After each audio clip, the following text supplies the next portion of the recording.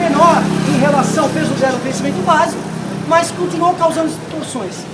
Duas figuras são centrais nisso.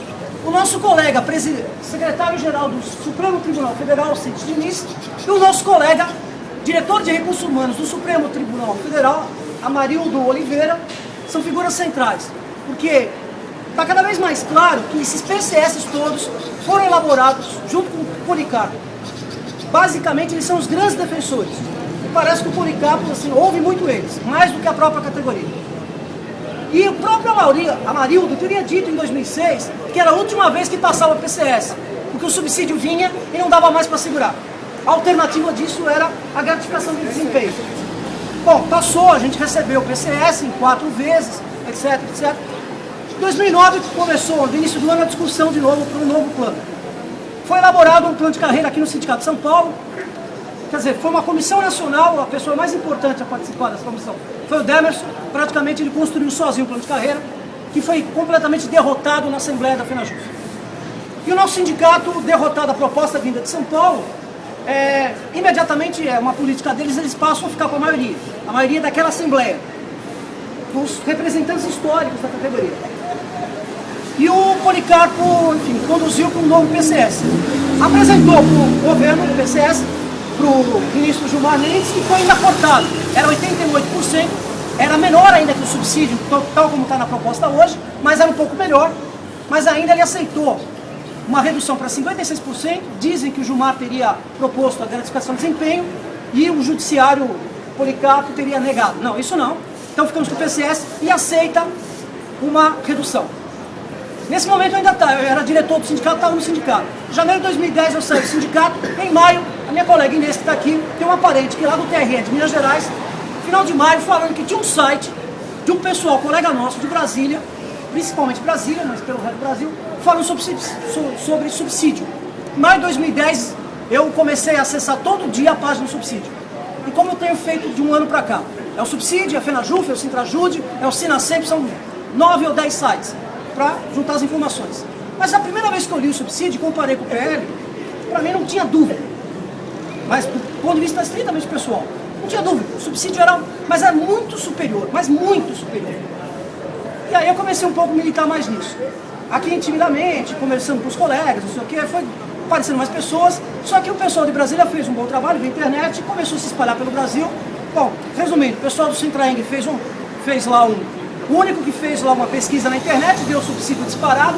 A ANAJUS fez uma pesquisa, está até hoje, o subsídio é 60%.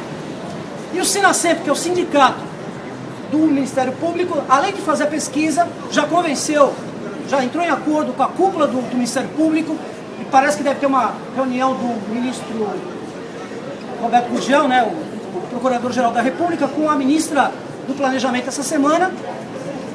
Aí foram aparecendo outras coisas, né? E na verdade, o que sempre o sindicato dizia, a FenaJuF também, que o governo nunca colocou proposta. Acho que é bom fazer uma leitura aqui, para colocar. Eu recebi um e-mail, porque... O que vai acontecer com a proposta do PCS que já está nas comissões nacionais? O que a gente consegue entender é que ela morreu. Morreu o PL, não passa de jeito nenhum. E a proposta do Policarpo aparentemente parecia que ia diminuir o impacto orçamentário, pior ainda. Tem uma emenda, né, o Reginaldo Lopes. Oi? Morreu politicamente. Porque, Mônica, porque o PL 6613 estoura o orçamento. Morreu politicamente. O que estoura, o que a gente... Enquanto o Cláudio põe o texto, que vai ler, deixa eu falar uma coisa. Cada PCS nosso aumenta, estoura a folha muito. Aí você vai ver no seu contra-cheque, não é tanta diferença assim. Por quê? Porque tem um negócio chamado VPNI, que está indexado, é indexado a percentuais. Eu até tenho o adicional de tempo de serviço, é indexado a percentuais do vencimento básico. Você aumenta o vencimento básico, você expande aquilo estoura. Entendeu? Então tem gente, Brasil afora, que ocupa cargos, tem VPNIs, inclusive o pessoal que acumulava o exercício de cargo, tem gente que dobra o salário com VPNIs. Isso tudo é aumentado proporcionalmente no vencimento básico.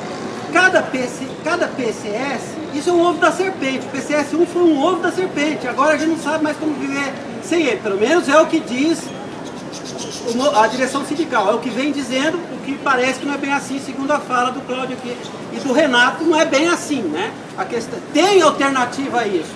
Tem uma forma de pegar o orçamento, porque isso é dinheiro público, é orçamento da União. Não é assim, eu ganho, então tem que aumentar. Existe um teto. Nem os parlamentares vão passar isso, nem a sociedade vai aceitar isso, se a coisa for aumentando dessa forma. De uma forma desregrada.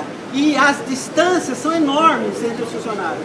Tem funcionário fazendo a mesma carreira, ganhando a mesma função, dentro da carreira, ganhando 5 vezes mais que o outro que faz a mesma coisa. Por causa dessas distorções que só fazem aumentar a cada PCS aprovado. A categoria é usada no movimento de greve para fazer aumentar privilégios.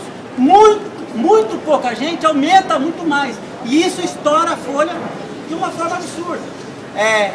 O que precisa é informação. Então, respondendo a sua pergunta, para devolver a palavra para o Cláudio. O PES 613, do jeito que está, não vai passar. O governo não passa. Não vai passar. Sempre pede mais, fazia greve mesmo sem conseguir. Oi? A gente sempre pede X, uma tabela X e sempre vem menos. Mas... Se a gente pega essa tabela reduz, vai ter 4 anos, está mais. Então, que você manteve a estrutura... Não, porque essa tabela é a equiparação com gente que já está ganhando subsídio. Não tem como ser uma tabela diferente daquela que está no. Porque a gente está... E a nossa briga, na verdade, assim, só para falar aqui, que realmente a briga pelo subsídio, né, pela equiparação, e claro, o subsídio é importante, é legal, se vindo uma tabela boa. Claro, se for valores próximo ao PL, daí não é vantajoso o subsídio, por isso que a gente briga pelo subsídio, mas com valores, né, altos pela tabela alta, entendeu? Então não é... Isso resume a falta de informação. Eu acho que a razão primeira desse... O Renato até entrou no mérito, o Cláudio está entrando no mérito do subsídio, e eu estou entrando também em função da sua pergunta. Mas acho que a razão principal desse ato é pressionar a direção do sindicato que nos representa, independentemente de você ser ou não ser sindicalizado, ele representa. Constitucionalmente, inclusive, o sindicato e a Federação Nacional, no caso da Federação, representa a nossa categoria, quem é e quem não é. Pressionar essa direção para que coloque a coisa de uma forma mais equânime. Parece que não quer, segundo a descrição que o Renato falou da história da foto, segundo até outras histórias que tem aí, de escamoteamento, de distorção da informação. Então, primeiramente, informação. O colega chegou e disse que tem mais gente que talvez até viria. Por quê? Porque não está informado. Então, acho que esse ato representa isso mesmo, cobrar do sindicato a informação imparcial para que a categoria decida, porque o conjunto da categoria decida. Ninguém é obrigado a, de repente, ninguém está obrigado a preferir o subsídio, mas é absolutamente necessário que saiba do que consiste essa proposta. Eu sou da Justiça Federal, eu fui diretora do sindicato, agora estou desfiliada. No ano passado eu fiz 69 dias de greve. O sindicato o tempo todo disse que não tinha proposta. Só que assim, é a primeira vez na história que o governo não faz proposta. No PCS de 2006 veio uma proposta rebaixada e no de 2002 também. Que o Fernando Henrique ofereceu R$80. Só que aí de repente eu começo a receber e-mail de colegas que trabalham no TSE, um monte de gente de Brasília falando, teve proposta assim e os sindicatos estão mentindo. Então o lance não é mais, PL ou não PL. Teve proposta de subsídio e eles não avisaram a gente? Não, mas dá pra acreditar nisso, né? Não é a internet só não. Sim, dá pra acreditar. Não, o próprio Alcides, o diretor-geral confirmou. Isso está mais do que confirmado já. A partir daí, existe uma tabela.